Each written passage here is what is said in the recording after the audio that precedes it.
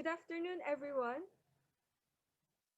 Welcome to the last and 10th episode of the National Book Development Board's Literary and Publishing Trade, or the LitPub series.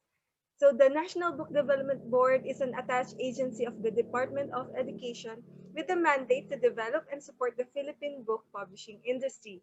LitPub is a series of NBDB videos and discussions that celebrates literature and promotes best practices in publishing trade through discourse on issues, opportunities, and trends in literature, book publishing, and readership. This session is in partnership with Bookbed, Lira, Linangan sa Imahen, Retoriko at Anyo, National Commission for Culture and the Arts, Panitikan.ph, and Prime Trade Asia Incorporated. So, if you have questions for our Facebook viewers, we can use the Facebook comments for our questions and we will send them to our speakers. This session will be live streamed via Facebook, and after the seminar, kindly fill out the evaluation form where the link can be found in the comments section. So for the 10th episode of our literary conversations, we have with us Miss Shealea Iral, Miss KB Meniado, and Miss Salve Villarosa to present the panel entitled Repping in Reading, the Value in Championing Diversity in Your to-Read List.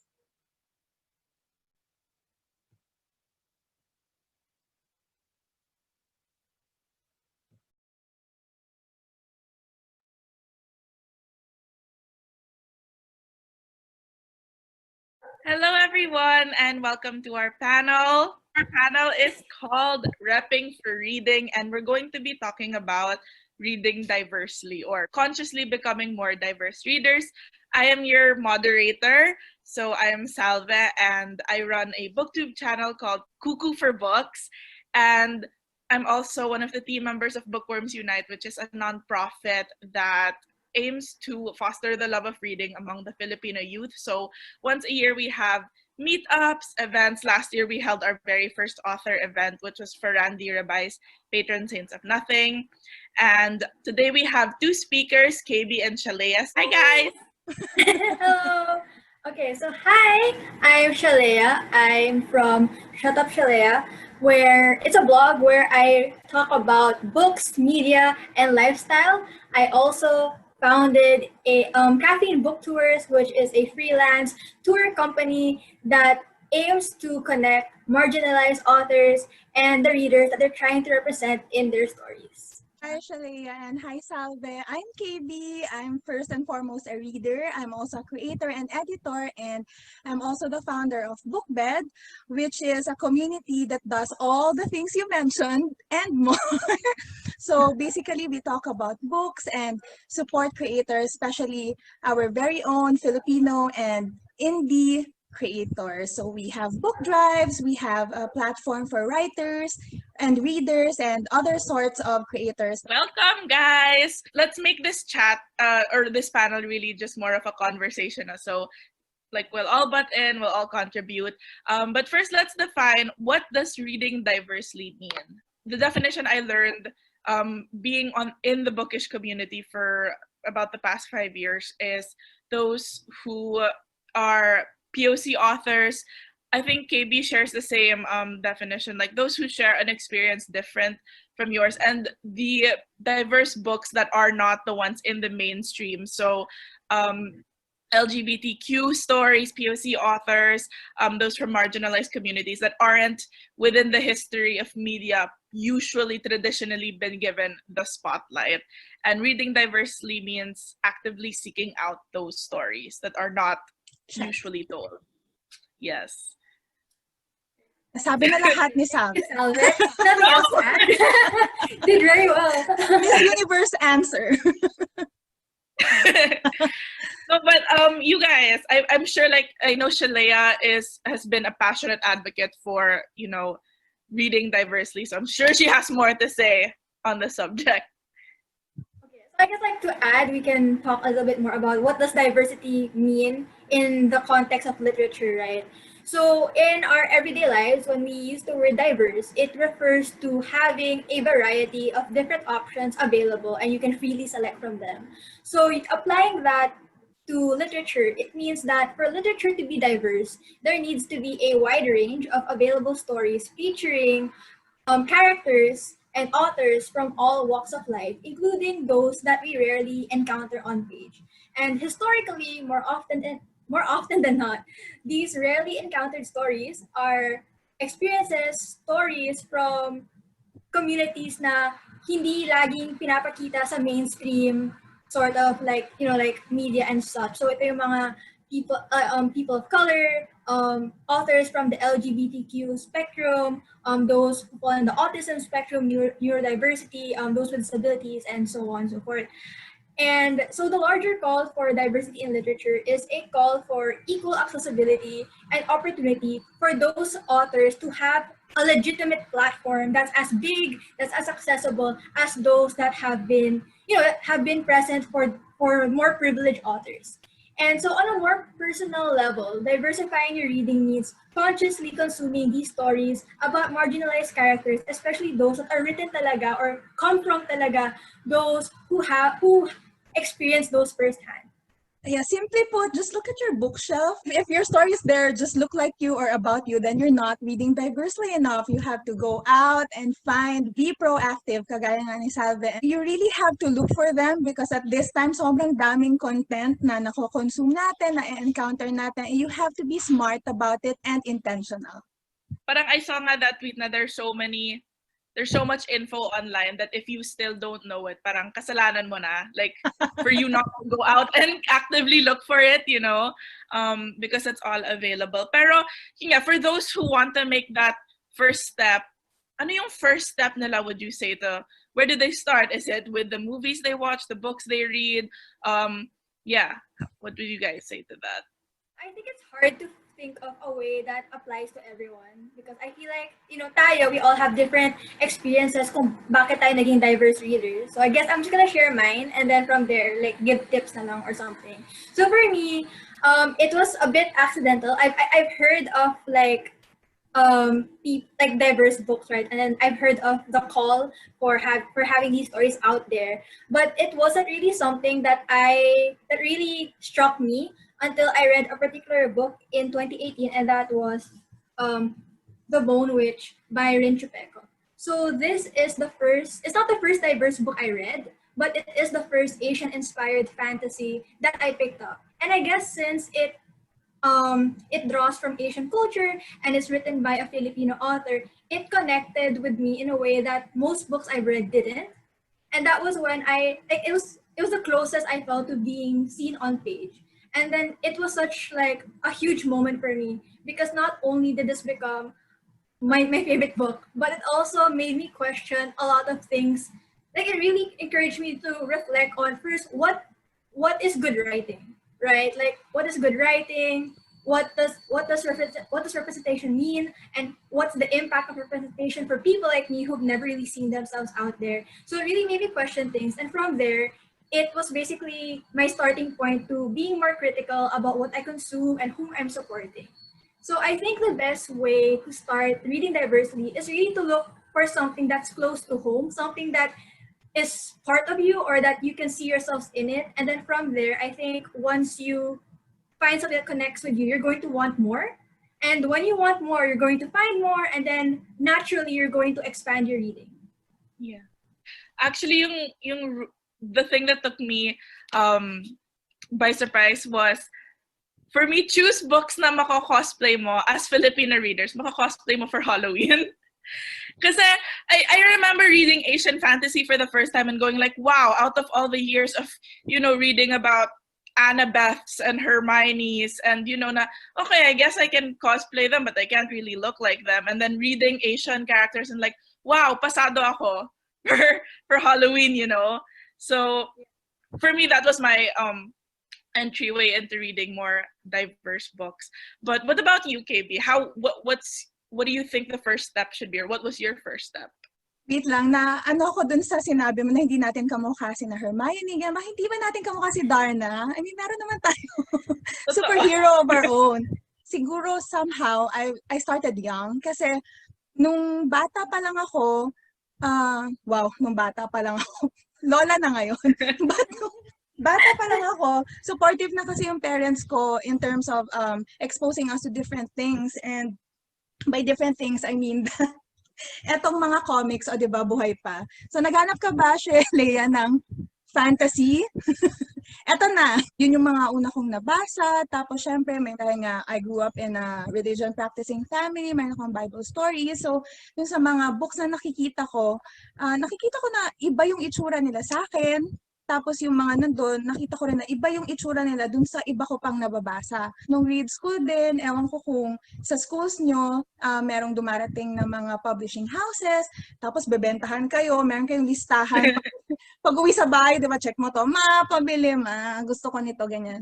I can't really pinpoint a book, but all my life, and these are just some of our books here at home na we read pretty diversely, but we can always improve on it. And I think any time is a good start. And as we said, that you have to look closely where you are, your surrounding, at yourself, your own bookshelf. May 7 continents tayo, meron tayong hundreds of cultures and countries. Tingnan nyo kung meron kayong obsession ngayon sa K-pop, charot. So, if you want to read more East Asian, diba, East Asian stuff, go ahead and just try and find if it's in your interest. And then at the same time, you also get to support these creators who are producing stories na different from what's on the best-selling list or dun sa mga bookstore displays. Super agree. Well, you mentioned that supporting these creators. So, we've been talking about doing it, about reading diversely. Pero what is the why? Why should we? What are the effects on creators, on us as readers? So, bakit nga ba? Why do we have to read diversely? Whenever you purchase a book that has marginalized characters or has a diverse cast of characters, or whenever you buy a book written by a person of color or a queer author, you're basically telling the industry that this is the kind of story that I want to read. Like, there is a demand that exists for these stories, and that would incentivize them to continue publishing those kinds of stories. I think a good concept to introduce here is the idea of books as mirrors and windows.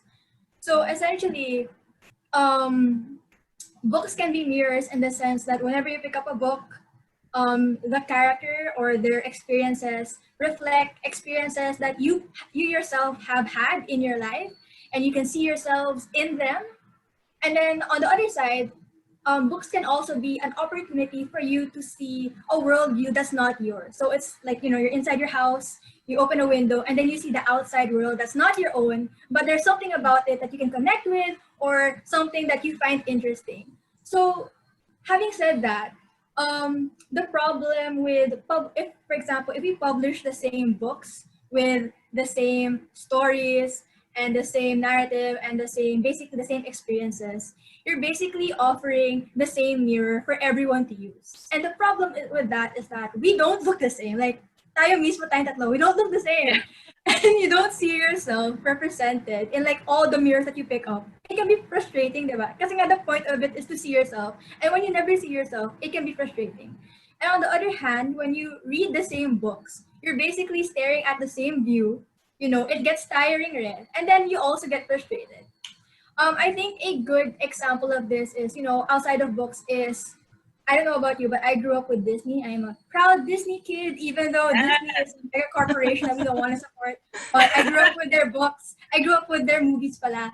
And their first batch of Disney princesses were the 3 icons. So that's Snow White, Sleeping Beauty, and Cinderella. And as you can see that they have a lot of similarities. They're all conventionally attractive, straight, white women who, they're envied for their beauty, and then something bad happens to them, and then they overcome that bad thing through magic of some sort. They end up with a happily ever after with a prince. So yun yung parang sila yung naging mold, because they were the first ones out there, and they were the ones dominating like the media, like the movies that we see as kids. And I mean, later on we did get other characters like Princess Tiana, Mulan, Jasmine, and more recently we got Moana, who is like closer to us compared to like all the other princesses. But when you look at all these Disney princesses as a whole, like if you line them up, you can see that princesses like Snow White, like those who fit that mold of being white and straight and conventionally attractive and having this kind of story, they still outnumber the princesses who aren't part of that mold. So what we're trying to do with being with diversity isn't to like get rid of the existing princesses, but to have stories that are just as many and just as accessible as those. So we want Moana to have like the same number of like to have the same platform as the ones before who have been dominating again, like what we've been seeing. Yeah, I agree with that. Now, especially the part where you have to see yourself in the stories that you consume. So it's really important because we people tend to forget. And so we read diversely so that you have that understanding of yourself and also of other people. What's interesting is that oftentimes we don't realize that we're hungry for representation. Like we don't actively look for it, and then we don't realize that we're actually like grabbing onto scraps or fragments that we see on whatever's available. So, for example, for the longest time, my favorite princess was Mulan because she was like the only Asian princess there. But she's not Filipino; she's Chinese, and of course, like their culture is very different from ours. Their experiences are different from ours. You know, I did not have to like take my dad's place in a war, but still I saw myself in her somehow because there were things or small things about her that I could relate to. So I think for the longest time we've been like so happy with these fragments, especially when Moana came out and we saw na she's she has a connection to the water and they're sailing and we have that history as well. But Pacific Islanders aren't Asians, they're not Filipino, so it's still not the exact same thing. And I think it would be more impactful and more meaningful to us if we stop getting fragments and instead we get like a whole complete mirror that's really for us. Yeah, parallel to that, ma'am, can I speak? No! Ma'am, dito, ano ka ba, Casey? But no, parallel to that, I mean, we don't even need to go that far because here in the Philippines, we are so diverse and multicultural. That's also another tip on where to start and when to start. Look at what's happening around you and see if you can find any literature that you can consume freely. And then ang challenge natin are access to all the things. How do we really choose kung ano yung i-consume natin and who to support? We need to identify who these creators or what works these are so that we can provide the space for them to shine. Parang inisip ko lang, like, imagine the kids right now who aren't reading yet, they're too young, but they grow up, reading the characters that they could imagine themselves as. I read a tweet the other day. It was from Mina Esguerra, who is one of the creators of the romance class community. And she brought something up na they write, in the romance class community, they write Filipino characters set in the Philippines mostly, but it's written in English. And she was saying that she made a really conscious effort to have their protagonists come from all walks of life, from all career paths, because on the global stage, Filipinos are stereotyped quite often, and that's why she made a conscious push to have the careers of their main characters be different and varied so everyone can see themselves, and we can have that kind of diversity within all age demographics. Then imagine the kids who are growing up and then they're like, I can be this kahit na I'm from, it shouldn't even be kahit na, like it should be I'm Filipino and I can be the first Filipino astronaut or whatever. And I think a lot of that starts from I mean, all of us started as child readers entire life. So imagine nga if those child readers growing up now in a diverse environment of reading. So imagine what they can achieve. Yes. Speaking of romance class, i-plug ko lang iba kong romance class dito. Yeah. And I found some of my diverse books, children's books. So these are by Mindanao authors. So, ito naman galing sa UNICEF yung iba. It's about the war. And here's another one. If we're talking about fantasy, we have all our own, world of Manananggal and all the... This one is by Sari Sari Storybooks, not sponsored, but, baka naman. So,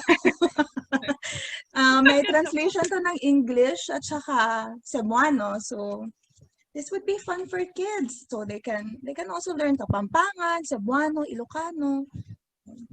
For the non-readers, because I think it's been established in this panel now, we're all very, very much big bookworms, but those who are casual readers or who might not be into reading as much as we are, how would you encourage them to? The bestseller list is great, but look at these authors who have other stories to tell. How would you go about it? For me, I'm like the forefront of convincing my friends to read because I don't really have a lot of reader friends in college, right? So what I do is that I ask them, what kind of stories do you like? Like when you watch, like what are your favorite films? What are your favorite anime? And then from those favorites, what specifically do you like about this? So it could be a trope, it could be like a sort of like trait that the character has, and I try to match those with the books that I know. So I think if you're a casual reader, you can start with that. So for example, your favorite book is Mad Max, right? And then Rinchipeko has a book that uses that as a comp title, so that's the Never Tilting World. It's kind of like Frozen meets Mad Max. So there are actually like you can use that as a tool to like help you find the books that can interest you. Like what other forms of media do you consume and what's the book equivalent of those? Following that, talagang effective yung magregalo ka ng libro. Tapos, tanungin mo sila kung what they thought about it. Kailangan may follow-up ka, tsaka kailangan bigyan mo rin sila ng platform kung saan pwede nilang gawin yon. And not just like recommend, o kaya like buy. You have to be interactive about it and you have to show them na it's not just about requiring you to read, but making them understand that this is also for you and that you should enjoy this whole experience. Yeah, I think that's a really good point. Before we carry on, I just wanted to give each of us a chance to rec certain diverse reads that they've loved. So, does anybody want to go first? Okay, I'll just do very quickly. So first, context, I am a huge fan of fantasy. So the recommendations that I picked out for this one are my favorite fantasy books. And therefore, I'm trying to cover all age groups. And also they're all written by Filipino authors. So I think they're worth checking out. So for middle grade, I have Lalani of the Distant Sea by Erin and Chad Kelly. For YA or young adult, I have The Bone Witch by Rinchipeko, but since I mentioned that a lot, you can also start with Wicked As You Wish by Rinchipeko. And then for adult, I have here The Wolf of Oriñaro by K.S. Villarosa. I don't know where to start. Siguro, one would be this. This is one of my favorite coming-of-age books. This also has a film adaptation. Non-fiction, but because I'm from Davao, I want to represent. So if you want to read diversely, we will leave links to our recommendation, diba, Salve? Yes, we will. We will have links because we will be doing more intricate posts on our respective platforms. So on shutupshealea.com, bookbed.org, and on my channel. For my recs, I just had three recommendation, also the same as Shealea in each demographic. For the children's books, I really wanted to recommend this. These are the books I grew up with. The Girl Who Fell from the Sky. It's a collection of Filipino folk tales. And then for YA, I really wanted to recommend this, which is Mirage by Samaya Daud. And for and then for adult or general fiction or romance rather, I wanted to bring up a romance class title, which is Keeping Miss Kalila by Tara Frejas. Ooh. So those are my three recs. Any final thoughts or comments? Shealea? For me, I'd like to leave this on a note that right now, it's very uncertain times. A lot of us are still at home. A lot of us are like, a lot of the things we usually do, we can't really do. So I think right now is actually the perfect time to diversify your reading. Right now is the time to like try new things, and that includes trying out new stories, delving into works by new authors that are unfamiliar to you. Yeah. Yay! Also be intentional in the way you pick up things or pick up books, and you have to also look at how it impacts you. I guess I also want to say na one step at a time, tiny steps. I know we've probably been like, oh, here are all the books, but every little step counts, and it's a never-ending evolution, and it's a journey. With that, the panel is closed and we will open up the floor for the Q&A, but we will also be hosting a giveaway in the Q&A. Thank you guys. Thank you, KB and Shealea, for sharing your thoughts. Bye, guys.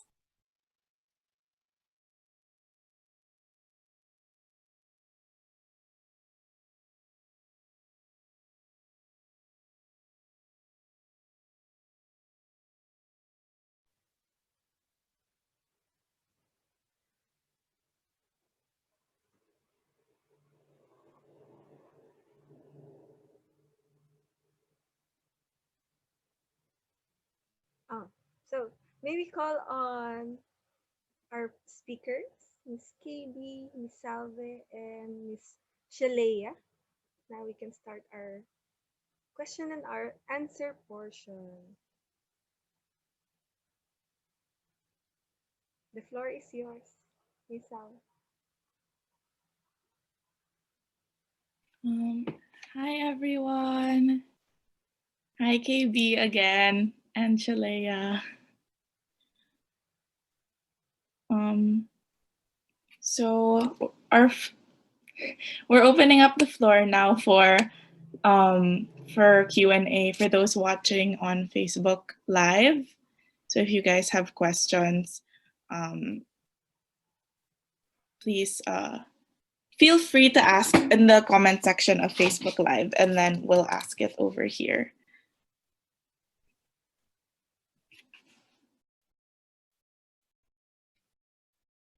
Okay, here.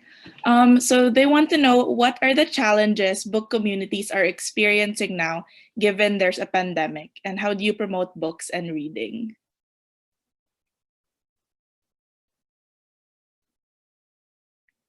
Go for it. Shealea, you want to start? I'm sorry, what was the question? I was focusing on like the background. It was from Avatar and Riako. What was the question? What are the challenges book communities are experiencing now, given that there's a pandemic? How do you promote books and reading? Well, I think one of the challenges is the accessibility of titles, right? Like, I don't know about you, but where I'm from, wala kami fully booked dito. So that's really affected, like, where I can get reading material, especially when it comes to new releases, or if you want to, like, if you're anticipating something, it's kind of harder to get access to it. Another thing that's difficult is the mental toll that the pandemic parang that we experienced throughout this pandemic. So even if technically wala kang ginagawa, sometimes it's hard to find motivation to do anything, even if it's as simple as reading. Ako, like, personally, I haven't really been reading as much as I thought I would. But at first I was like, oh my God, ang dami kong time. I can like read a book per day, ganyan. But like, that hasn't happened just because like, iba talaga yung mental state mo during this time. You're a little bit more vulnerable. It's like things are a bit more delicate. So you really have to prioritize taking care of yourself. And sometimes that includes taking a step back from things that you enjoy, like reading. Thanks, Shealea. KB, do you have anything to add? Hi everyone. Hi Salve, hi Shealea. First of all, I want to thank NBDB for hosting our panel, and thank you to the 40-something people online. Please send your questions. We are ready to answer them. And so, eto, unahin natin yung kay Miss K. Ang tanong nga niya, ano ba yung mga challenges ng book communities nitong pandemic? So, I'm going to speak based on my experience. So I'm KB from Bookbed. Bookbed, as I mentioned earlier, we do a lot of stuff that is book related.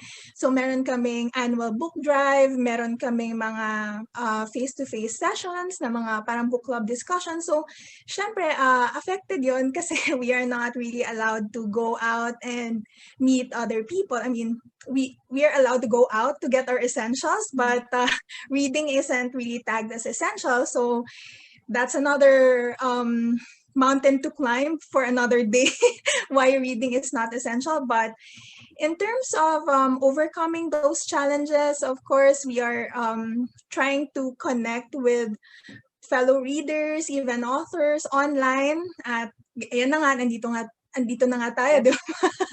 Imbes na face-to-face, dapat itong LitPub conversations natin, nandito tayo. So we're trying to make the best out of what we have. And for example, sa community ko, sa Bookbed, we have online group chats, we have online silent reading sessions. So from time to time, we try to still continue with the activities and the projects within our book communities. And for example, meron din kaming a reader everyday book drive. Yes. Nakalimutan ko yung sarili namin book drive. But we are helping out a beneficiary in Cotabato City. So yun, sa awa naman ng mga readers natin, mga donors, diretso silang nagpapadala ng donations nila dun sa beneficiary namin. So ayun, even though may pandemic at lahat tayo ay nakakulong dito sa ating mga tahanan, ay pwede pa rin naman natin i-activate yung ating love for reading and spread it. So how do you promote books and reading? Medyo, ang dami ko na nasabi, but how do you promote books and reading? I think NBDB, ito ang lead agency sa ating bansa. But on your own, as nasabi nga kanina sa discussion, na tap a friend, recommend a book, and maybe, read with a friend, try to attend reading sessions online, try to join a book club. Don't be intimidated kasi it's a friendly community. It's just that everybody's shy. Well, not everybody is shy, but most of the people are, introverted. So it's still worth a try. So that's it. I hope I answered that question well. Yes. Thank you. Thank you very much. Okay, we have another question from Julan Donio Castro from Facebook. He says, "Thank you for this session. Really appreciated it. I think it's really a challenge to diversify the book choices, especially when the mainstream outlets are not offering it. Any recommendations for any repository where we can easily find options? Thank you." So saan daw tayo makakahanap ng options for reading diversely? I'm not sure about you guys, but I've noticed that a lot of bookworms are sort of like unhauling now. Like, since may time na tayo to like rearrange our shelves, ganyan, we're more able to see which titles we want to keep and which ones we want to pass on. And I've seen a lot of like titles that are diverse in yung mga secondhand Facebook book selling groups, ganyan. There are also people who are starting to sell sa Shopee, sa Instagram. So it's really, I think, it's good to look into the shops, like yung mga local efforts like ganito. And then it's nice rin because you'll be helping other bookworms out, diba? To help them like declutter and stuff.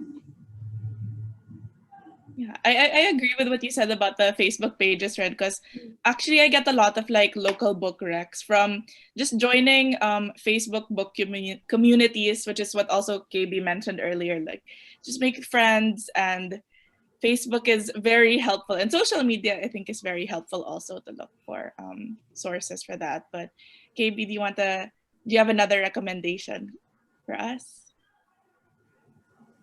Okay, so this might sound like it's shameless plugging, pero kung gusto nyo ng mga book recommendations, pwede kayong bumisita sa mga Filipino book bloggers. For sure, meron yung mga recommendations, and go to bookbed.org.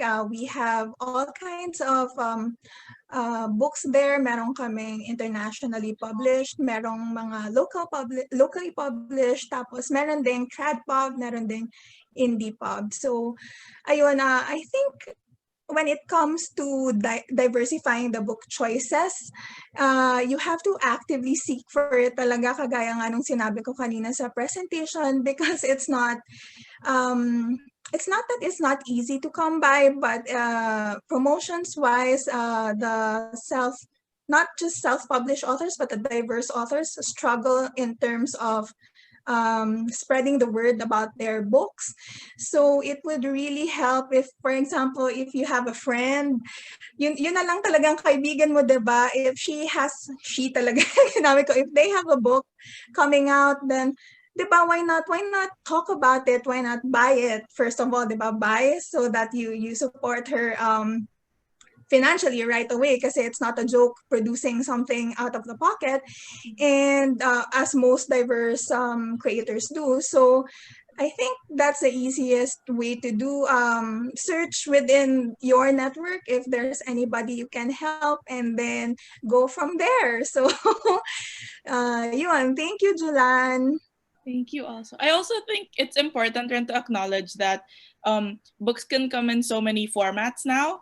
So maybe what we think of, like, you know, there being a lot of options in bookstores where traditional books, pero if we look at ebooks or audiobooks or yun nga, sabi mo, self-published books that aren't necessarily found in traditional bookstores, that can also be a really big source for reading diversely. Okay, so we have another question from Miss Mariden. Hi, Miss KB, Miss Salve, and Miss Shealea. Who are your favorite Filipino authors? Thank you. Ayan, Shealea is excited to answer na daw. Hold on. With props. Yes. Wait. I mentioned this already in the video, but like obviously my favorite author talaga is Rinchipeko, who wrote The Bone Witch, Wicked As You Wish, and The Never Tilting World. So actually, like they also wrote The Girl from the Well, which is a horror novel naman. And yeah, like my goal really is to read everything that they write. The most recent release that they had was the sequel to The Never Tilting World, which is The Ever Cruel Kingdom. I read it like on the day that it was released, and I loved it so much. It's very much, especially I think it's very relevant now during this pandemic, because it deals with it basically tackles climate change, and also like having to adjust when the environment changes drastically. So I think it's very timely to read during this during this pandemic.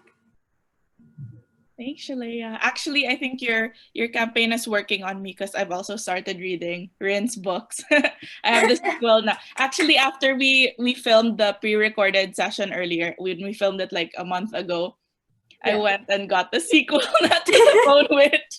So it works. What about you, KB? Who are your favorites? Some of your favorite Filipino authors? Ayun, napakahirap lagi nito na tanong, no? Palaging tinatanong, sino favorite author mo? Kaya anong favorite book mo? It's such an unfair question to ask any bookworm or any reader, but I think I will play it safely, because mahirap talaga eh, because when you ask a bookworm, si Shealea, swerte siya kasi she can answer right away that these are my favorite Filipino authors. But ako kasi, because not that I read a lot more, but I read well, a lot of Filipino authors, and in different genre.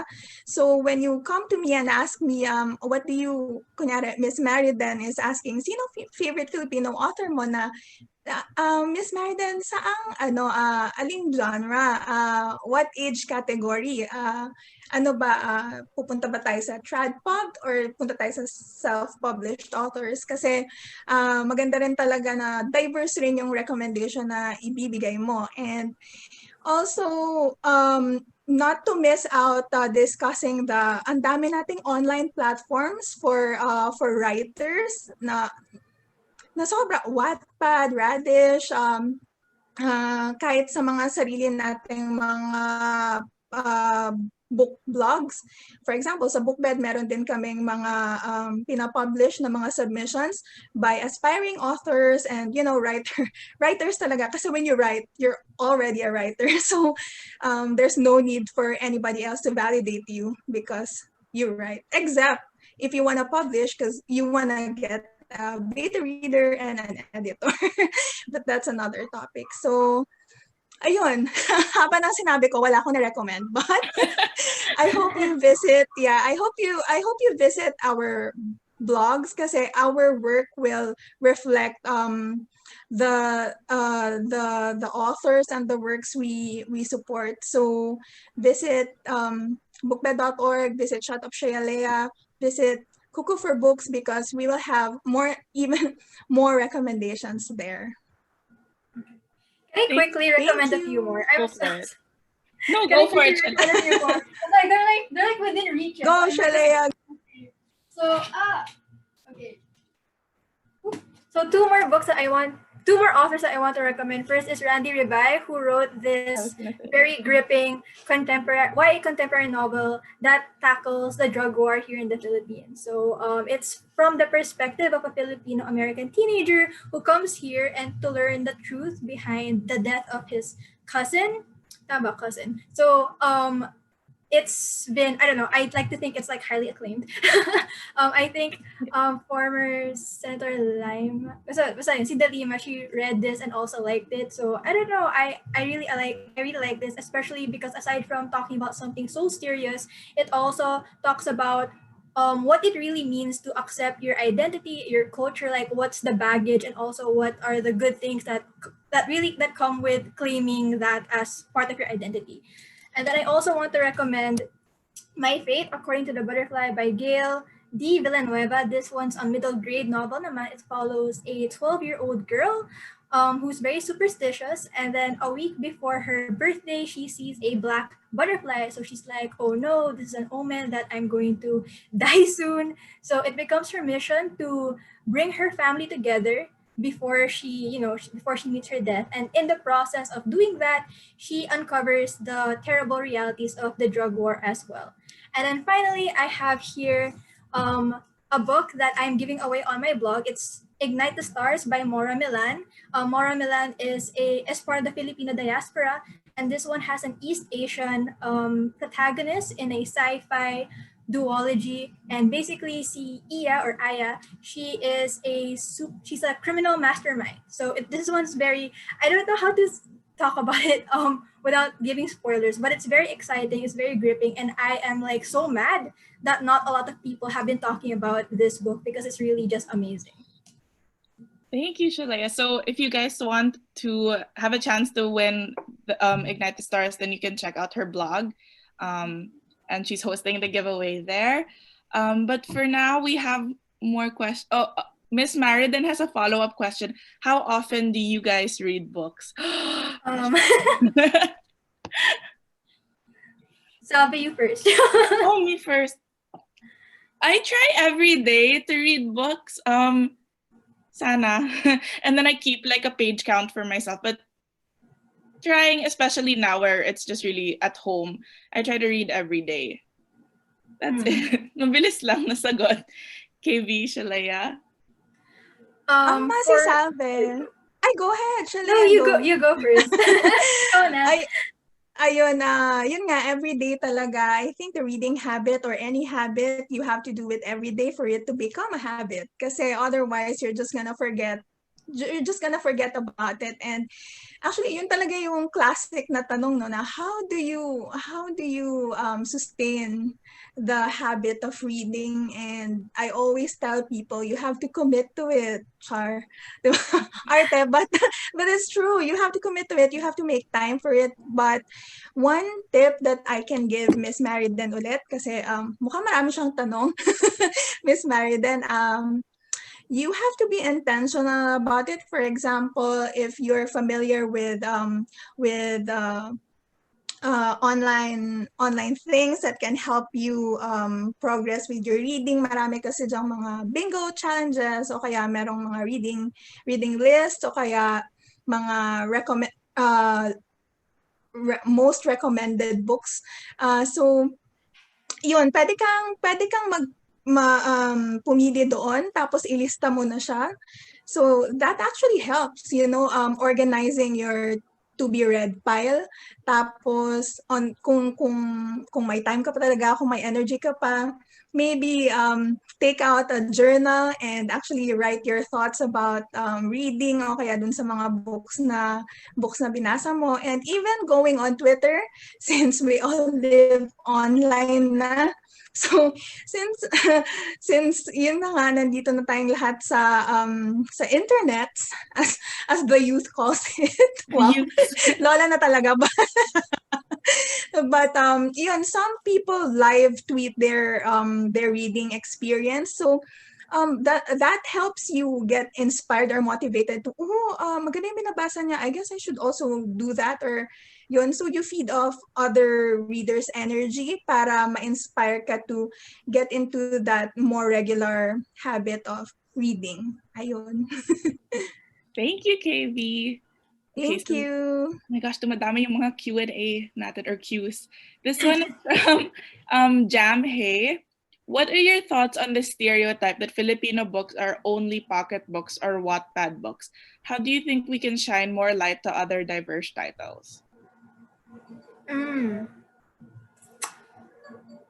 Okay. I think there was a time in my life where I was very ignorant and I had like a very negative perception of Wattpad books, because to me it was like, oh, these aren't polished enough, ganyan. But I had like this very, also I would go into them with very low expectations, and I realize now that that's very elitist. I think that, you know, right now we need to stop looking at traditional publishing as the only route to be a real author, right? There are so many ways to get your stories out there, and I really think it's important for us to destigmatize these things. I think it's horrible to shame people for if they find like a certain entry point to writing, or if they find like an avenue that works for them. I think naman like honestly, as someone who's read a lot, I can definitely say there are a lot of published books that I ended up not liking, or published books that I felt like, oh, parang kulang pa to ng editing, ganyan. Like, I remember like this sequel that had like typographical errors in it, and I was like, what? How was this possible? How was this allowed? So, ayun, there's really, I think we need to really change our perception about these things and see them as like equal lang, na parang, I mean, it's not really about the method, it's the talents that you have that hone their skills in within those industries or within that pathway.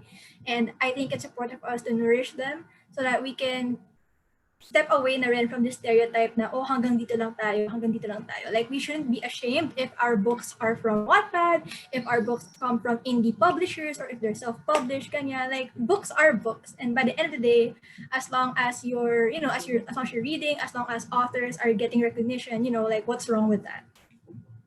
I also think it's important to take into account now that even though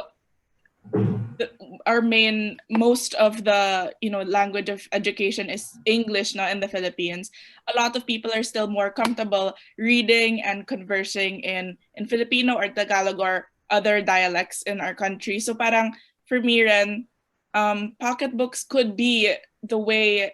A lot of them are published in Tagalog or in Filipino, so that could be where they're comfortable reading. And as you said earlier, if they're reading, as long as they're reading, if that's their gateway into discovering books, then yeah, I think I agree with what you said, Shealea.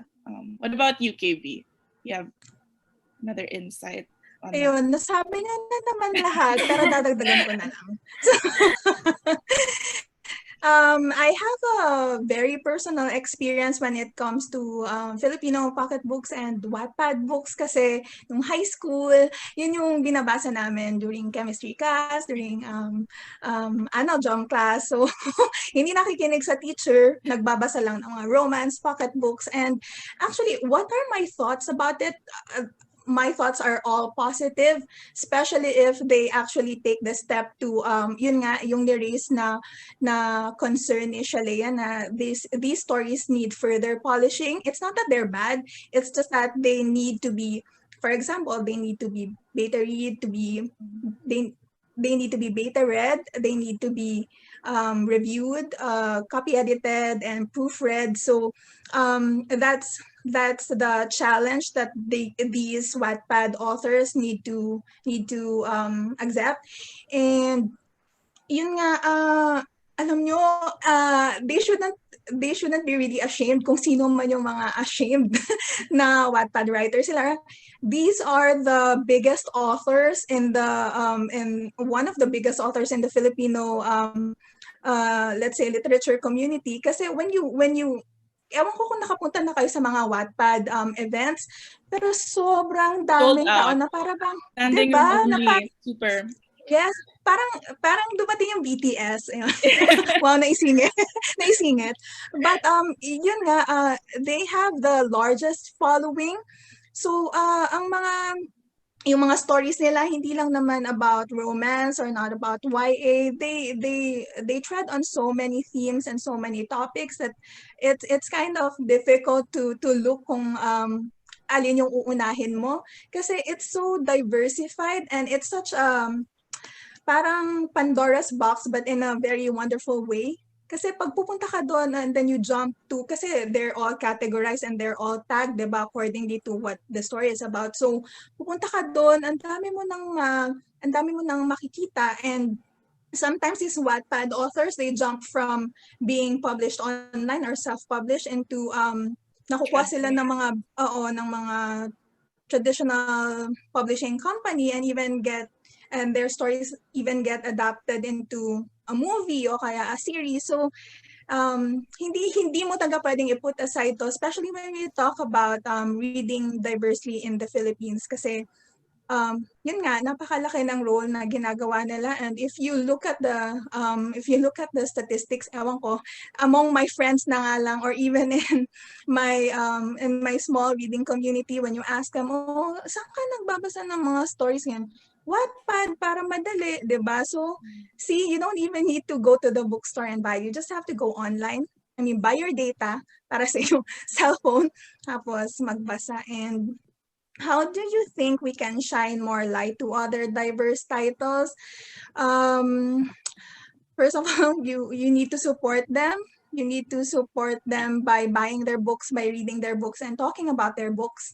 And you shouldn't just stop within, kunyari, dun na lang sa book club nyo na pare-pareho na kayo ng binabasa. You need to venture kahit na maliit lang na group discussion, even if it's just the two of you sa isang thread. Kunyari, uy, girl, alam mo ba tong story na to? Baka gusto mong basahin. So, I think that's one way. I mean, there's no right answer to this. That's just one way. And I know Salve and Shealea have more suggestions on how to do this. And ayun. Well, I agree sa using, not using friends, pero being able to listen to friends' recommendations. And really, I think it keeps going back to just making friends who are interested in the same books as you. And then, like a lot of the books, like kahit nga ako, I was saying that Shealea got me to buy the sequel to The Bone Witch na. So I think just having an open mind also, because I think me personally, I'm a very picky reader na. Sometimes I feel like, no, I want to pick a book by myself and I won't let anybody affect my choices. But you have to have an open mind, like, oh, okay, there's this new list that my friend made with book recs. I'll check it out na. Not really thinking about if that's the genre you like or the author you particularly like to read, but just giving everything a shot. And then the great thing about books is you're not required to finish them. Kung hindi mo talaga type, then okay, stop reading it and then look for another one that makes you happy. So I agree with, yeah. And may dadagdag lang ako. Wow. I'm so talkative today. Go for it. But yung sa bookstore, 'di ba, meron tayong ewan ko kung lahat tayong readers, pero meron kang fantasy of meeting someone there and they're reading the same book or siguro parang similar, meron kayong similar taste, diba? So that's also one way to do it. Tingnan nyo kung anong binibili nung katabi nyo sa bookstore o kaya anong binabasa nila, anong tinitingnan nila, kasi you will see that they're also reading a different kind of a story, and then you might like that as well. So yun, keep an open mind. Very true. Actually, one of my favorite authors, I discovered her kasi yung seatmate ko sa grade 7, she was reading it. So, Oh, diba? and then now she's my favorite also. Okay, so we have another question from Juliana Rose Pagador.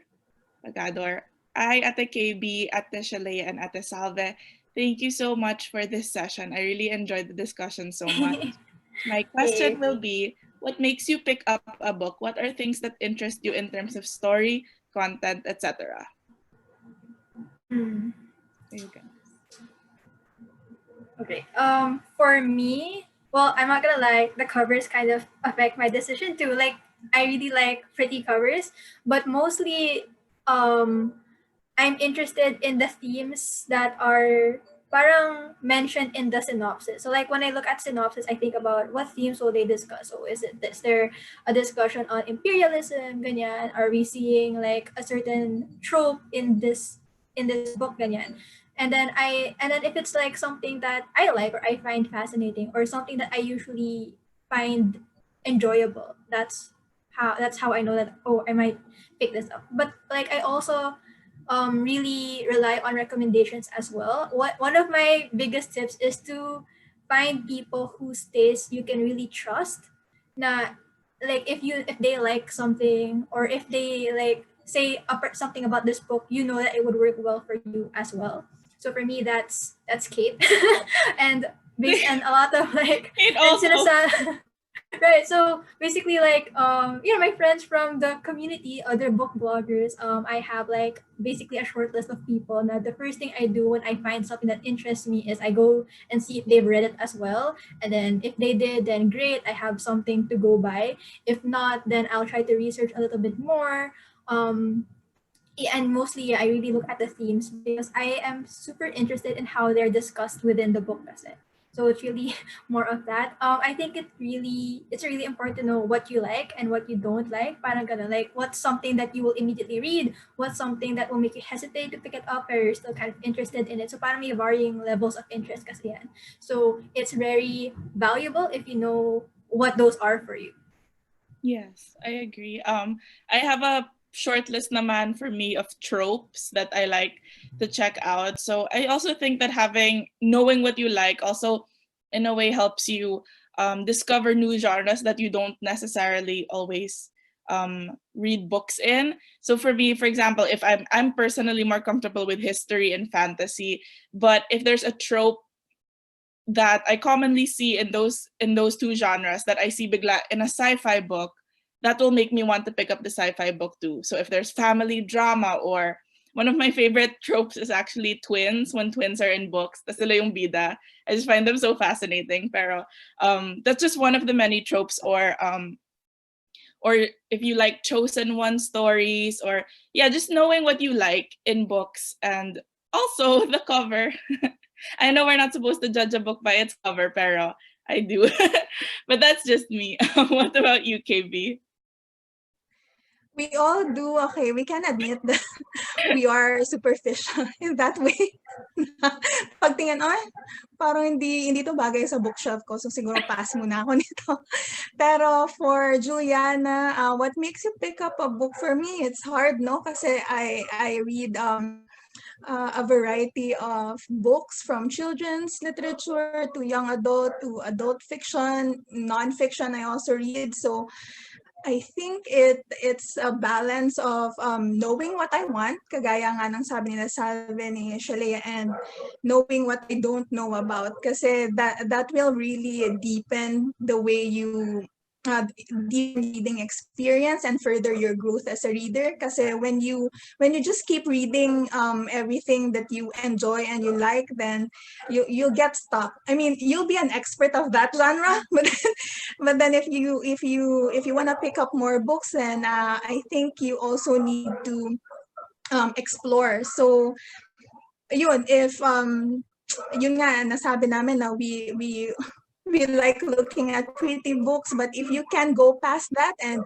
look at the themes, kagaya ng sabi ni Shealea, look at the themes that interest you and look at the themes that are relevant, not only to you but to your community. So I think that's how you that's how I pick up books, at least. And something that's not very familiar to me, kasi ako I've kind of grown from yung reading na sobrang faithful ko dun sa isang genre, but then I've started to fly na and oo nga, na try out other things, especially if it's something foreign to me. So yun, thank you, Juliana, for your question. Okay, so our next question is from Miss Kay. How do you juggle your to-read list? Because she often finds herself now reading a book, then simultaneously start a new one oftentimes. May you share your experiences? Thank you. Unahin. Ikaw na, Salve. Ipakita mo yung cart mo na sobrang daming sabay-sabay na currently. Yun na lang yung sagot ko. I don't juggle it. I juggle it very poorly. But I think for me, when it comes to choosing, sometimes I'm just in the mood. So like, for example, the other day, my family and I were watching Air Force One, yung old na Harrison Ford film.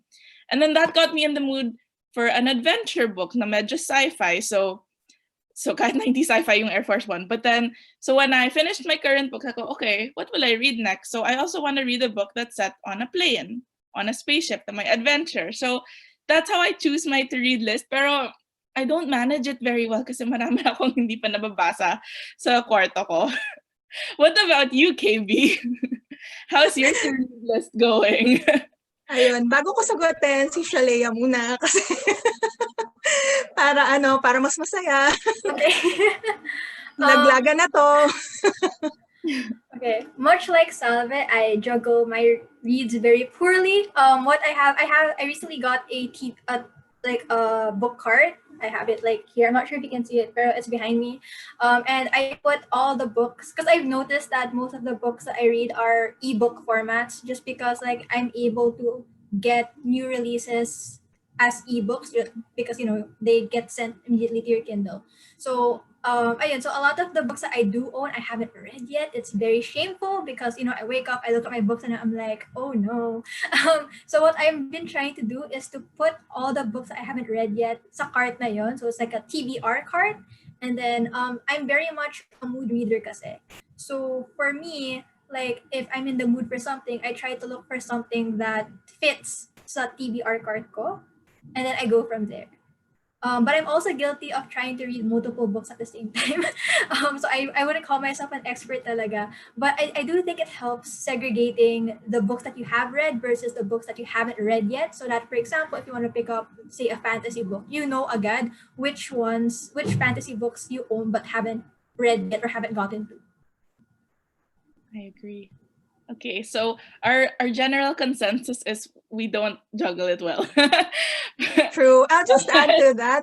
Ako naman, totoo naman na we don't really juggle our to read list very well, but we do try. For example, if you're a member of any online book community like Goodreads, they have annual reading challenges. So since siguro 2011, I've been participating in it. Hindi naman siya parang kailangan na officially na nag-participate ka, but it's just a commitment to yourself na you set a number of books, kunyari, for this year, and then you kind of work a schedule around it. So for example, for me this year, sabi ko, okay, magbabasa ko nitong number ng books na to, tapos gusto ko alternate na fiction, non-fiction, fiction, non-fiction. So Miss K, you can do that. Parang, okay, eto muna yung babasahin ko. Mahirap siguro kasi you don't get to finish a certain book kasi you've lost interest, and that's okay. Kagaya nga ng sabi ni Salve kanina, you don't need to finish it. Huwag mong pahirapan sarili mo. So sabihin ko sana, don't pahirap yourself. But huwag mong pahirapan yung sarili mo. If you wanna go to the next read, then you're free to do that. That's a gift of having so many books, diba? So many book options. You always have the next best read. So yun, that's one tip for you. Be intentional about your reading list, and yes, I hope that helps. Thank you, guys. So we have another question from Abby SJ. What are some of your favorite anticipated diverse releases for 2021? Oh my god. I was actually okay because I'm working on a database of all the 2021 releases written by Asian authors. So it will be posted on my blog. So subscribe if you haven't yet. But it's there now. It's mostly trying to find the time and energy to write a post about it. Pero it's there na, and I'm hoping it can help a lot of people, especially those who are interested in reading more Asian authors. And anyways, I was looking through this list, and some of the titles that stood out to me was, oh my god, gusto ko yung may cheat sheet ako. So first is Rise of the Red Hand. It's like a sci-fi book ata, and I think this one has South Asian rep. I think it has South Asian rep. I'm also interested in Iron Widow because Oh, yeah. it's parang Gundam, diba? Parang mecha sort of like things, and it has a polyamorous relationship which I've never encountered before in a traditionally published novel. So I'm very excited about that. I'm also excited for The Descent of the Drowned because it's the first trad pub book that parang it's like a fantasy ata, and it's by it's by an Indonesian person. So that's sort of like something that again I haven't really encountered before. So I'm really curious about it. I don't really see a lot of Indonesian authors in the mainstream like books and stuff. And I'm also excited for Sugar and Spite, which is the next book written by Gail D. Villanueva. It's also middle grade. The cover is cute. Like if you haven't seen the cover, please do, because like there are little Filipino girls on the cover being cute, being like sparkly, and we love to see it. So very excited about that, just because I know Gail writes really, really well. I loved My Fate According to the Butterfly. It lives in my brain rent free, and I have full faith that I'm going to enjoy her next novel as well. Thank you. I have two books that I'm looking forward to personally. The first one it's called Zara Hussein is Here by Sabina Khan. And it's a contemporary, it's set in the US, and it's about a Pakistani immigrant family who's waiting for their green card. And I think it just tackles like a lot of it's very relevant right now with because it tackles a lot of like the Islamophobia that Pakistani immigrants and other Muslim immigrants face in the US. So I'm really excited to see it from that perspective. I think it's personally something I need to read more about and learn more about. So I'm very excited for that. And then the other one is my cheat sheet, ako, guys. The other one is The Ones We're Meant to Find. Oh, yes. Oh my God. So that one I'm really excited about because first of all, the cover is really nice. So nadadala ulit ako sa cover. But also, I think one of the protagonists is works in STEM, which we were talking about earlier, like having all these career options open for Filipino readers and Asian readers. So I think it's really important to have like that the main character works or studies STEM. And I think it's gonna be like sci-fi, no, Shealea? It's gonna be quasi. Yeah, the thing about her works that it's very genre bending. Like it's hard to confine them into like one genre. So I like those books the best because it's very, it breaks barriers. It makes you question like how do we define fantasy? Ganyan, how do we know if it's like sci-fi? And I don't know. I just like the conversations that you get from different kinds of like storytelling or different takes on. Yeah. I agree. What about you, KB? What are some of your most anticipated releases? Another very difficult question because you wanna recommend all the upcoming books, right? But not to pangunahan naman tong 2021, but there are books that are releasing later this year before the year ends, and yung Filipino authors, yun nga si Joel Donato Ching Jacob, meron siyang Wing of the Locust. Ito ay Scholastic Asian awardee, so I'm looking forward to that.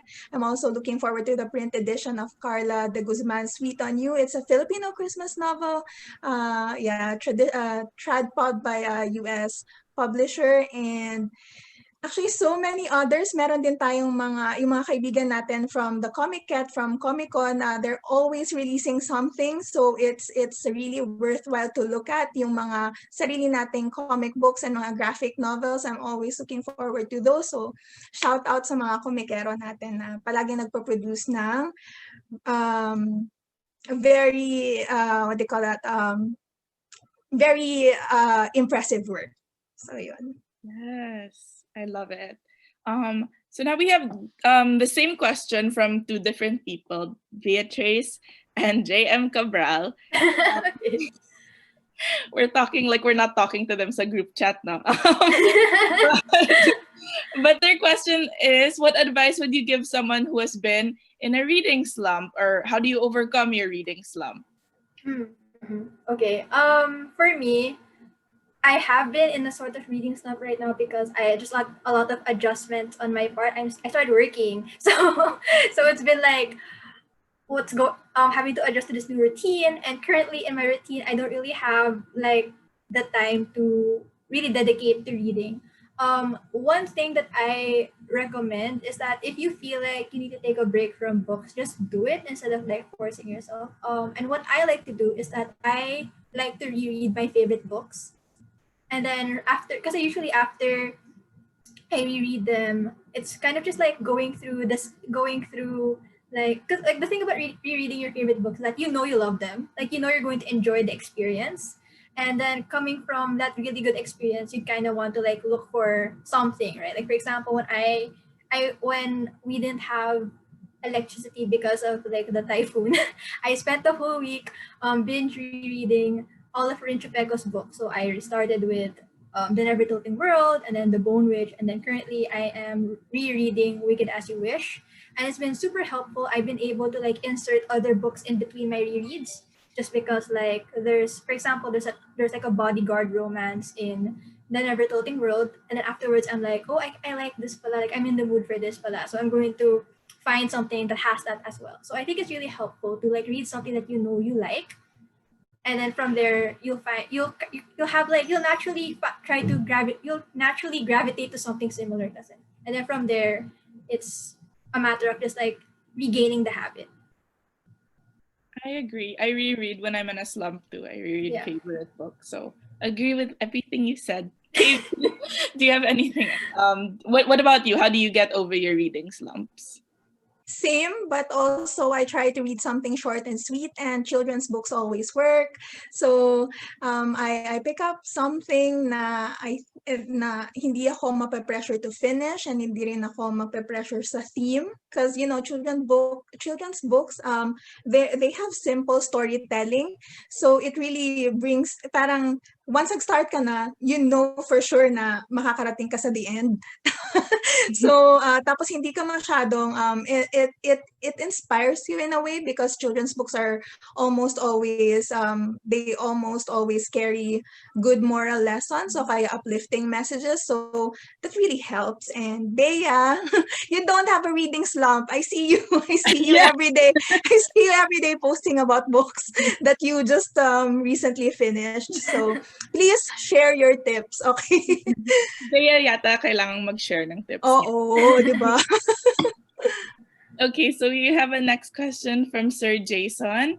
And then he wants to have like a rapid Q&A answer daw. Hoy, Sir Jason, hirap naman. KB can handle the Philippine regions, and then Shealea can handle the per countries. That's what I'm vibing. Kaya niya. Oh my God, okay, we can try. Three na lang. Three countries. I'll try to play, Okay. pero I think ang bottom line ito, I'll just redirect you to bookbed.org, kasi for sure, if you search through the website, there's always you can always find something from a certain place. But let's try. Give na lang your top three like books that represent three Philippine regions. Kahit hindi na. Para ikaw na pumili na. Ako na po. Ito naman naman kasi si Sir Jason, talagang gusto tayong pahirapan, di ba? Ang hirap na nga ng mga questions. For example, Iloilo, we have Clarice David, the YA novels. Please search her, Clarice David, Iloilo. And then we also have zines from Cagayan de Oro. All you have to do is to go on Facebook and find the writing communities. We also have Papa Teo from Aklat Alamid, and the writers are Tuguegarao based, I believe. So, ayun, tatlo. yung utak ko, my gosh, kailangan, I don't want to play favorites kasi so, ayun. gusto ko malagay natin sa spotlight lahat ng ating diverse authors. And So if you guys don't want go, to... Shealea, it's your time to shine. Okay, for countries naman. 3 countries. Okay. Oh my god. First one that comes to mind, just because like I read this recently, is I Love You So Mochi by Sarah Kuhn. It's basically about this girl, this parang Japanese American girl traveling to Japan to figure out her life, which was very relatable to me, like when I was in college and stuff. So that gave me like the same vibes. I liked it because she basically sees all these things for the first time, like the tourist spots and whatever. So it was very like it was kind in a time where we can't travel right now, in a time where ang hirap to like go anywhere. It was very nice to be able to live vicariously through like this character traveling Japan. Another book that comes to mind is Vanessa Yu's Magical Paris Tea Shop by Roselle Lim. Roselle is, I think, a Filipino Chinese author. She's Filipino, and this book naman is set in Paris, which is another great destination for traveling. And I also like, what I like about Roselle's writing in particular is that it's very vivid, especially when it comes to describing food. So if you want like an experience that makes you feel like you're really there, you're really in Paris, and you're really like the one eating all the food and then experiencing like the things there, I would recommend picking up Vanessa Yu's Magical Paris Tea Shop. And then another country. Oh, okay. I'm just gonna cheat and say Mirage by Samaya Daoud, because this is like a very Moroccan inspired fantasy, and this is the first Moroccan inspired fantasy I've ever read.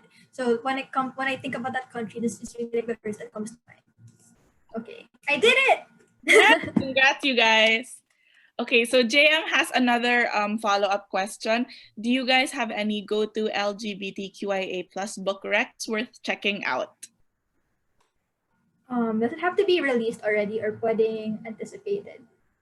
I'm sure pwedeng anticipated, like for future recommendation. Okay, in terms of anticipated release, the first to come to mind talaga when I saw this question was The Jasmine Throne by Tasha Suri. I think it's sapphic. It's an adult fantasy and it's very Indian, I believe. And I love Tasha's book so far. Like, she writes romance so well. Like, I'm not sure if you read Empire of Sand or Realm of Ash, but these are both adult fantasy books that sort of not really rely, but they do have like a heavy romance plot, especially Empire of Sand, because it's basically these two. Okay, what's that? It's a lot. And there was like it's very slow burn. So if you like slow burn romance, if you like yearning, I would really recommend looking out for The Jasmine Throne, because I can't wait for Tasha to write something really gay. So far kasi Empire of Sand and Realm of Ash are like heterosexual like pairings. So I'm very excited to see something that involves like women loving women, women pining after women. You know, I'm all for it. And then for published books, I'm cheating. Oh, okay. My go-to is The Rise of Kiyoshi by FCE. As you all know, Kiyoshi is it's canon that she's bisexual, and and this one also has a sapphic romance. It's like a bodyguard and also friends to lovers kind of romance that is like so amazing. Like the first time they kissed the book, I cried because it was so pure. So I really, really recommend that duology. Just going off of fantasy recs, I also want to rec Girls of Paper and Fire by Tahanan. It's also a sapphic romance, and I think for me, I love that a lot of fantasy books are coming out now. Like, kasi before the bed used to be like, if it was LGBTQIA, it's usually contemporary lang. And then, well, not lang, but it's usually set in contemporary time. So I think Girls of Paper and Fire, I think it's based on Malaysian mythology, if I'm not mistaken. Quasi-Malaysian mythology, is it right? Yeah. So I love that it's a pure fantasy world. With a main character that has a sapphic romance, and it's really sweet. And for contemporary naman, I want to recommend Bridge Bautista's Yumi US. So eye-opening. It's the romance between a sex worker and a contractual worker, and it's set here in Manila in present day. And it's all about them. It's dealing with the stigma of their work, and also the stigma of wanting to go, or dealing with wanting to go to the US to live a better life, and deciding whether the better life is worth giving up your own identity. So those are my two recommendations. And Oh my god, great. maybe Oh my god, I'm looking for my copy of Start Here. When you mentioned I was like, wait, there's an anthology. There's an anthology. yes, she has an anthology. They have your copy anyway. Basically, there's this anthology written by romance class authors. It's an anthology comprised of 10 short stories about queer Filipino characters meeting each other for the first time and finding love. So it's very cute. I read it like, I think 3 or 4 times already. I remember I even used it as a I sort of like used it for a report in school because I had like this media and sociology class. So it's very like I love the books. I love it so much, and it brought so much joy basically. And I hope that me mentioning it here, even though I can't find my copy right now, will encourage you to look into it as well, just because it has so much to offer. There's like a lot of tropes as well that they play around with, which is really fun. Awesome. Yeah, I definitely recommend Start Here also. KB, do you have any recommendations? Halos naubos niyo na lahat, no?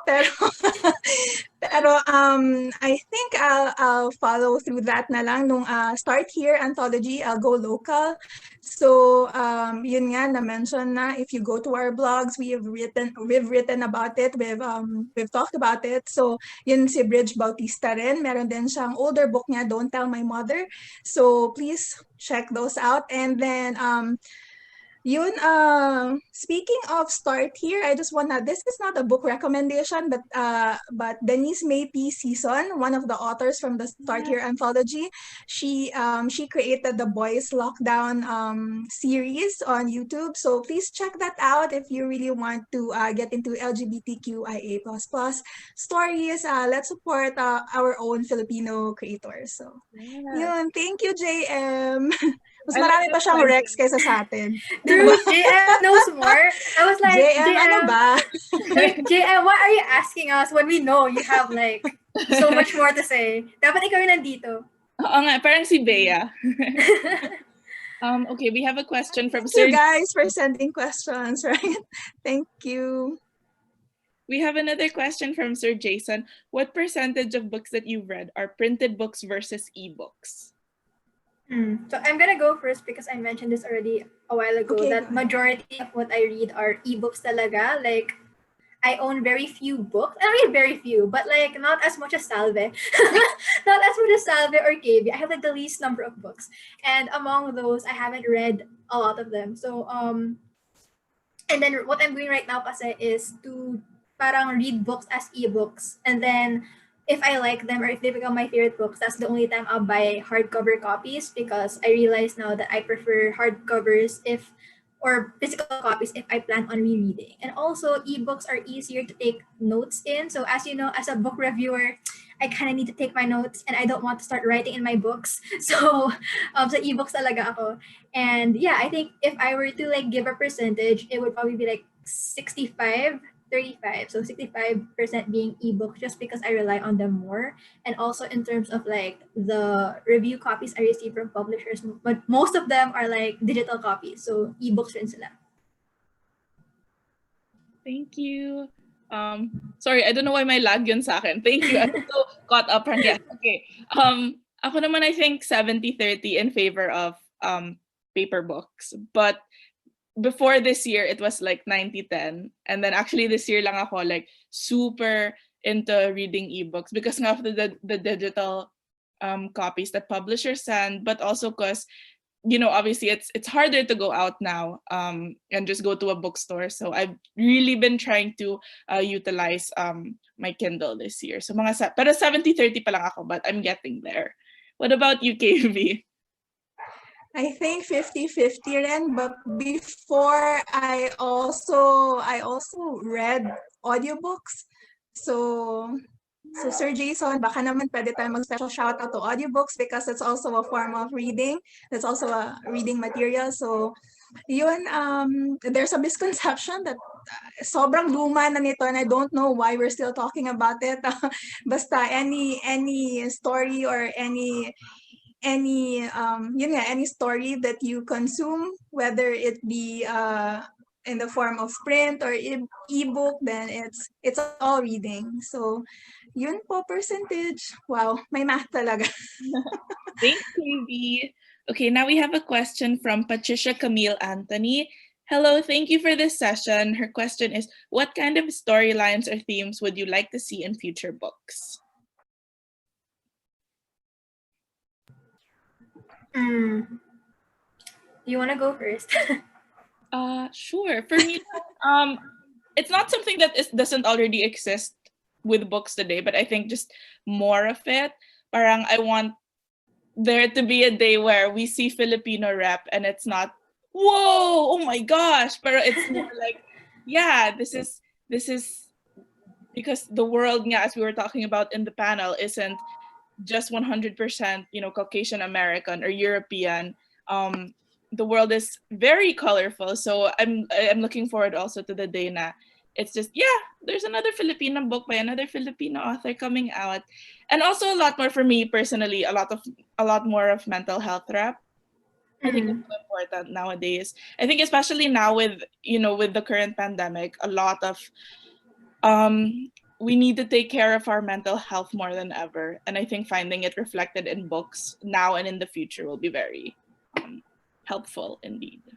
Yeah, that's a favorite theme na that we look for, especially nga ngayong very trying times. But to add to that, I would also like very much to see local stories or kasi nga 'di ba sabi ko dun sa presentation kanina na dito pa lang sa Philippines, dito pa lang sa bansa natin, we are so diverse already that we really need to intensify the stories that come from our own communities. So hopefully yung mga authors from different provinces and cities magkaroon sila ng lakas ng loob para isulat yan kahit saan sa Wattpad, submit nyo ba sa Bookbed, o kaya just create your own blog and then publish it and share it with your friends. So that's what I want to see. I want to see more Filipino children on storybooks. So thank you, Patricia. Yay. To add lang to what Salve mentioned earlier, siguro I want to get to a point where instead of looking for Filipino rep, I'd be looking for specific Filipino rep. Like I won't be like, oh, I want to see a Filipino character. I would say like, gusto ko panganay siya. Alam mo yun, like, because Filipino is like, obviously, we're a bunch of different islands. We all have different cultures. Me as a Kapampangan is not the same as like what your experiences are, Salve, or you. As me. From Right, Davao. like it's very right. It's very diverse and even within the Philippines. So I want to get to a point where it's so normalized that we can be even more specific about what we're looking for. So I can look for, gusto ko three sisters sila tapos may isang panganay because that's what I know, ganyan, or this person from Mindanao because like a lot of the stories I see are very Manila centric, ganyan. So I really want it to be like what Salve said, very normalized na. Another thing that I'd like to see more is for stories about people of color to veer away from pain narratives or like really serious, sad, depressing storylines. So for example, like as much as I love Patron Saints of Nothing, as much as I love My Fate According to the Butterfly, and I acknowledge that these are really important books, especially since I haven't seen any other like traditionally published book like take these topics on. I'd really like for us to see more stories where people of color are just like living their best life. They're just thriving. I want to see us as superheroes, as like princesses, as just like us, like doing like just like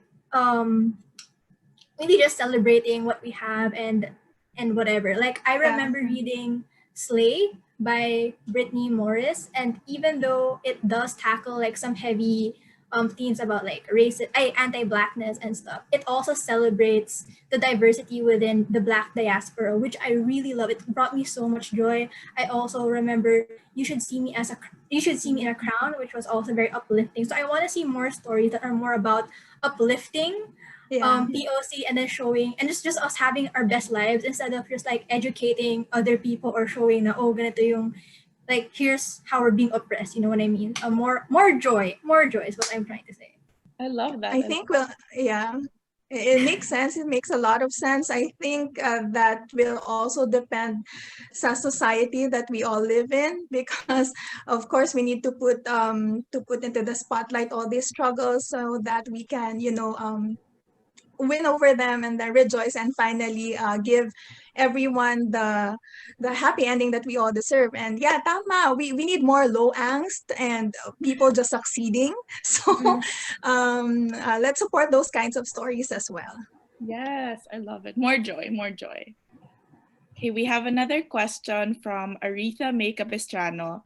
Good afternoon. I've been reading since 6th grade, and this session is really an important topic, especially with how people of color and LGBTQ plus authors and written books are now slowly but surely being noticed, entering or challenging the mainstream. Do you have any books that you read and reread all over again, especially with books for the people of color? May sagot na si Shealea, I can see. No, like sakto lang because this year I really been rereading a lot just because I've been in multiple reading slumps. Like the pandemic has been hard, and I realized that rereading is sort of like a good way to cope because like I'm doing what I love, and at the same time I have this certainty that I'm going to enjoy what I'm reading. This year I reread, as I mentioned a while ago, all of Rinchipeko's books for the third time. So if that doesn't convince you to like pick up their books, I don't know what will.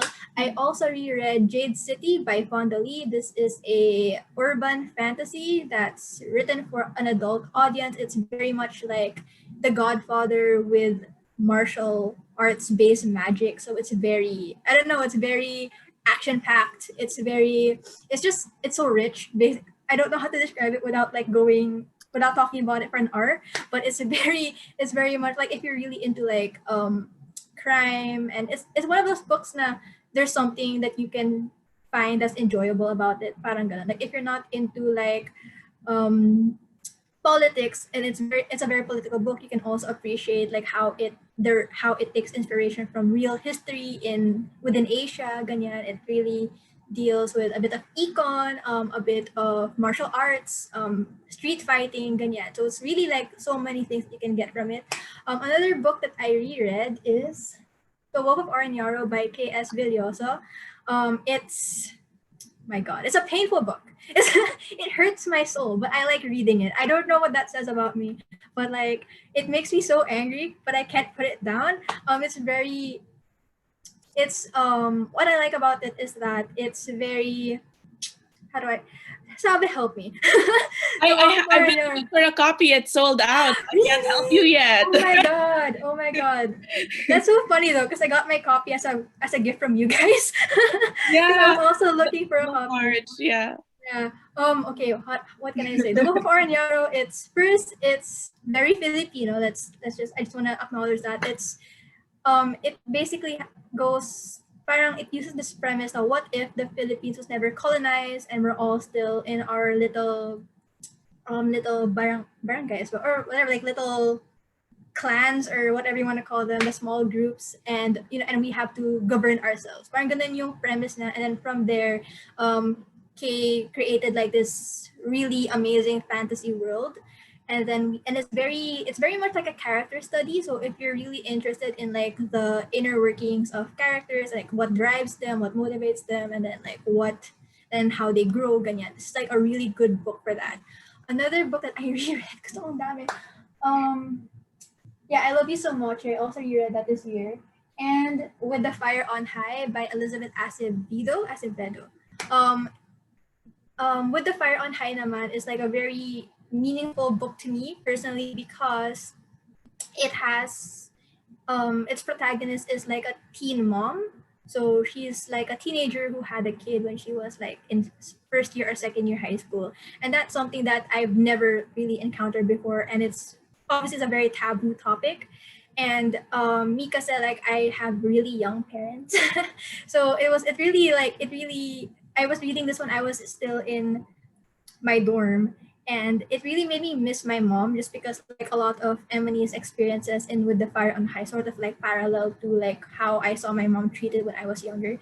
And so yeah, so just it's been I don't know what I'm saying, but basically like these are like a lot of books. All the books that I've been reading are by authors of color and have like characters of color, so you should go and check them out and stuff. Awesome. So we're getting a lot of book recs from Shealea. What about you, KB? Do you have any books that you love to reread? Since Shealea always goes international, I'll go local. So if you're familiar, I think she's a sixth grader, no? So I'll recommend something that I've enjoyed. I haven't reread them so many times yet, pero I think this will be appropriate. So what's the name again? Aretha or Aretha, hanapin mo yung mga books by Berna Sastrillo, Edgar Calabia Samar, ni Julius Villanueva. Etong mga familiar to, mga Moy Moy Palaboy, L. Arcangel, Detective Voice of Masangkay, because we are people of color, right? Filipinos are people of color.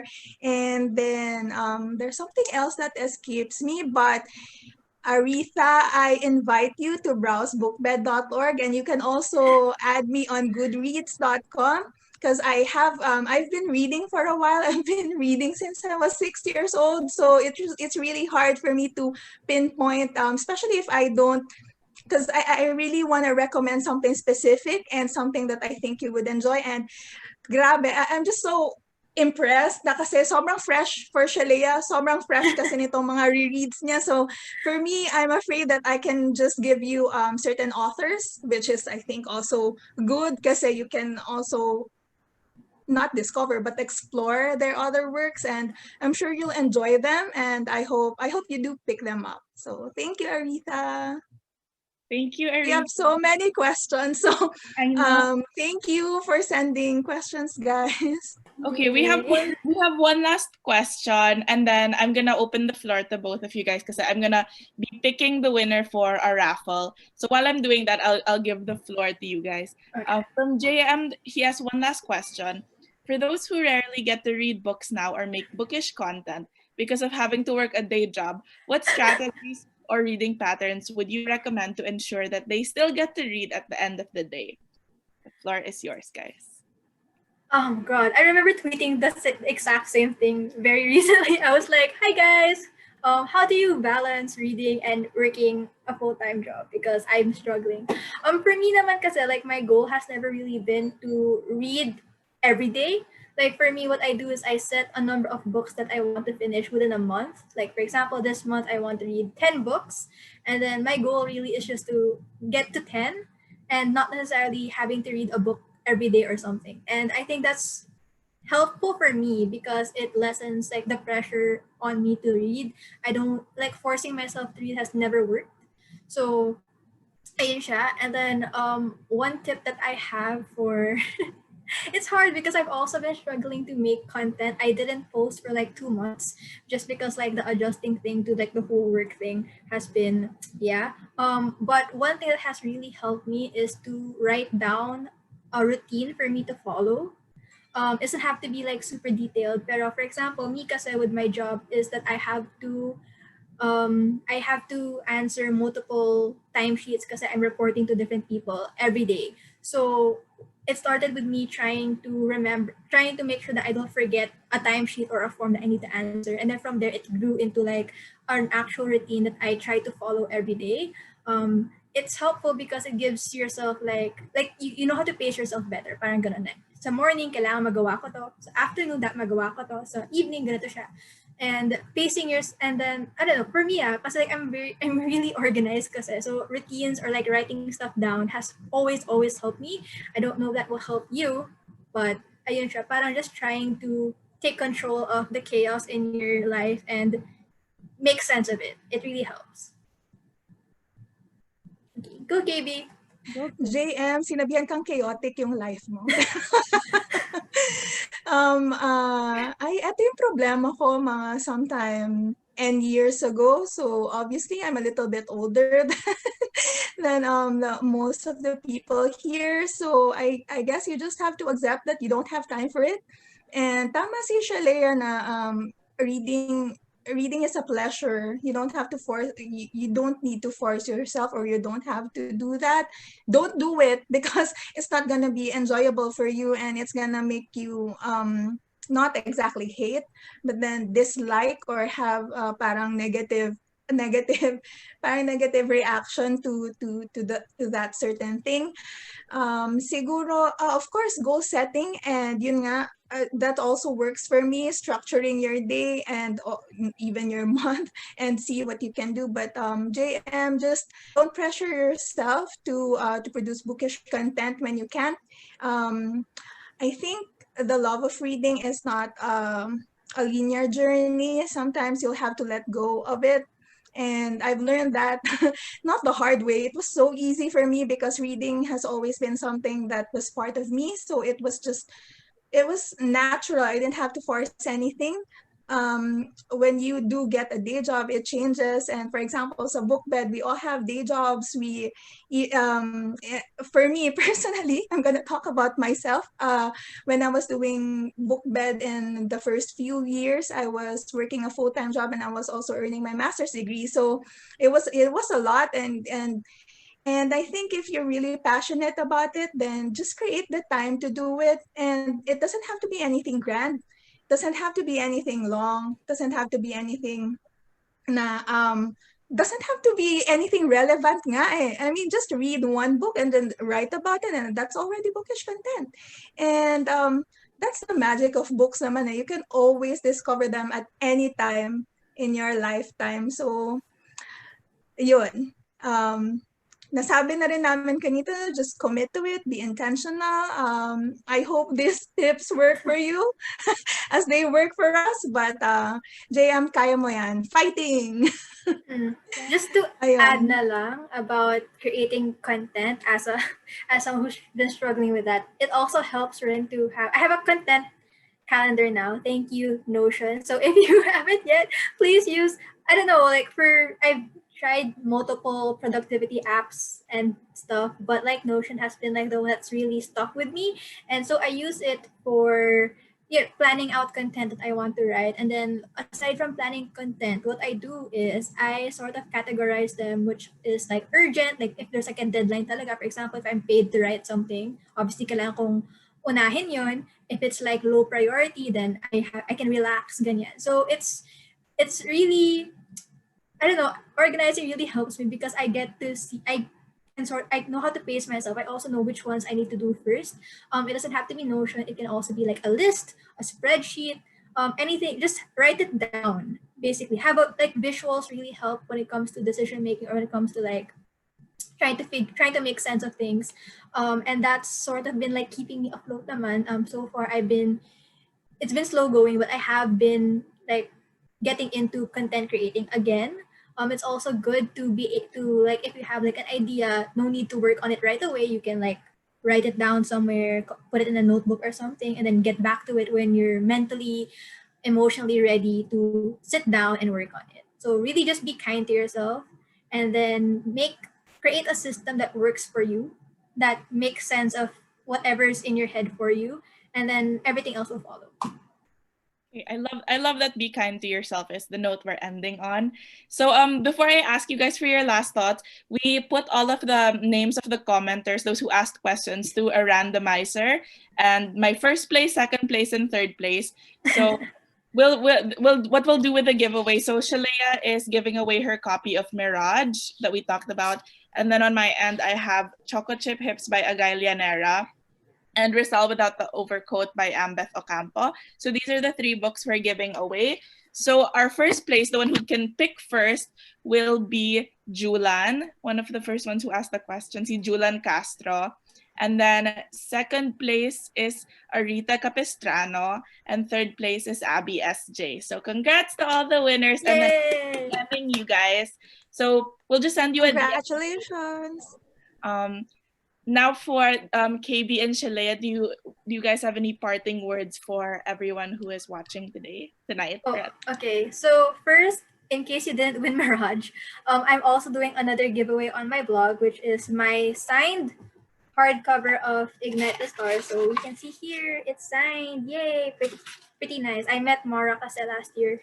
And anyway, this one naman, I think it runs for like 2 weeks or so. So in case you want to win something else, you want to try your luck, then I suggest visiting my blog. You'll find it in my latest post where I also provide other book recommendations, around 27 titles for you to check out. And what I like about them is that first, they're more coherent because like right now I'm just looking at my shelf kasi. Pero this one is more they're more intentional recommendations. I try to accommodate as many genres as I can. So if you like poetry, if you like history, horror, ganyan, I have something for you, and hopefully it can help you. I also wrote like a sort of crash course on what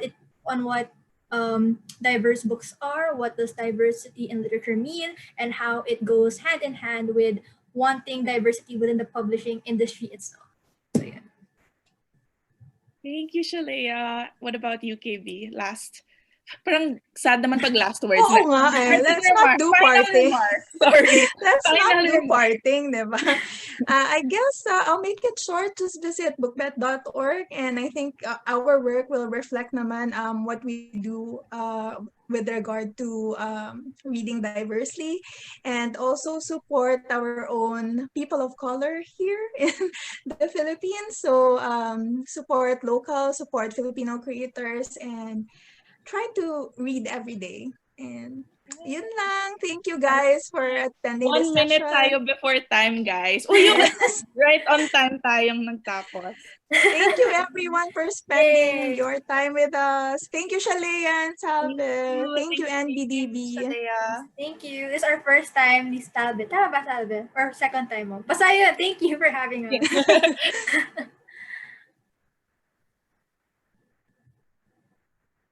Alright, thank you so much, Miss KB, once again, Miss Salve and Miss Shealea. Again, their links are Cuckoo for Books and Shut Up Shealea and Bookbed. Maraming salamat po for sharing your experiences, your thoughts on books and recommendations. Naramdam po namin yung love niyo for books at this time. So, for our audiences, maraming salamat po for giving your time in listening and really diving into questions, giving questions, and showing that your love for books. And to end, we are coming to an end for our LitPub series. We're glad to have our diverse panel of speakers where we really talked about a lot of things, and when it comes to readership, book promotion, and so much and so on. And before we end, may I ask our speakers for a photo documentation po. Ayan, sige. Sir Jason, right here. 1, 2, 3, smile. Ayan. Thank you po. Maraming salamat for our viewers. Make sure to, don't forget to fill up our evaluation form that is pinned in our comment section. And thank you so much for this evening. Thank you. Bye! Hello po. Some yung closing remarks po from Prime 3. Yes, please play our video from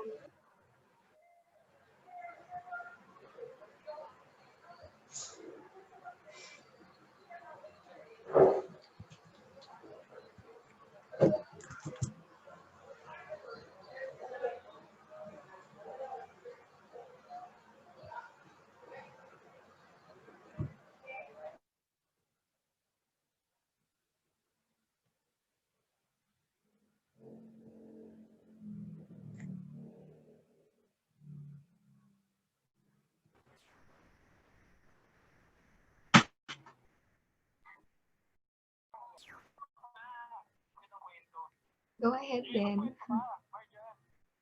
Sorry, wait lang po.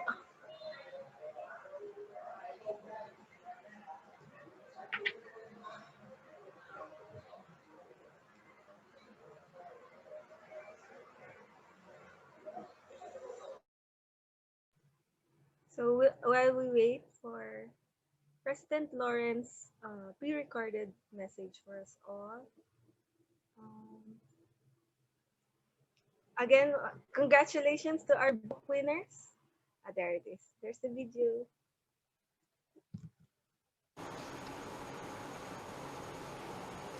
Authors, illustrators, publishers, industry professionals, and the National Book Development Board, good evening. Congratulations on the successful mounting of LitPub amid the challenges posed by the pandemic situation. We at Prime Trade Asia are happy to collaborate with the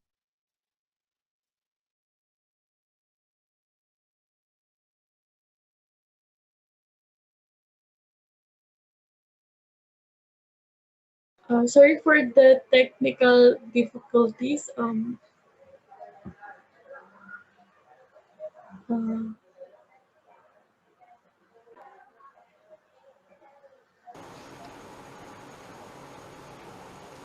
authors, illustrators, publishers, industry professionals, and the National Book Development Board, good evening. Congratulations on the successful mounting of LitPub amid the challenges posed by the pandemic situation. We at Prime Trade Asia are happy to collaborate with the National Book Development Board for the LitPub, one of the main highlights of the Manila International Online Book Fair, as part of our commitment to provide a venue for industry dialogues on issues, opportunities, and trends in literature, book publishing, and readership. Judging from the turnout for both LitPub and MIBF online, we are happy to see that the pandemic has not curbed the enthusiasm for books, reading, and the development and production of quality reading materials. Like various other sectors, the book industry was not left untouched by the pandemic, and much work has to be done to set us back on the road to recovery. Even though we are unable to meet face-to-face, we are glad to be able to initiate virtual events like this, where we can leverage technology and channel our collective efforts in reaching out to industry stakeholders and users alike towards the recovery of the industry. We are hopeful that MIBF Online and LitPub herald the start of better times for the book industry and tide us over until we are able to meet again under much better circumstances. We thank everyone for their continued support and the NBDB for providing us with this opportunity to co-organize the LitPub. Enjoy the rest of the MIBF Online, and we hope to see you again in person next year.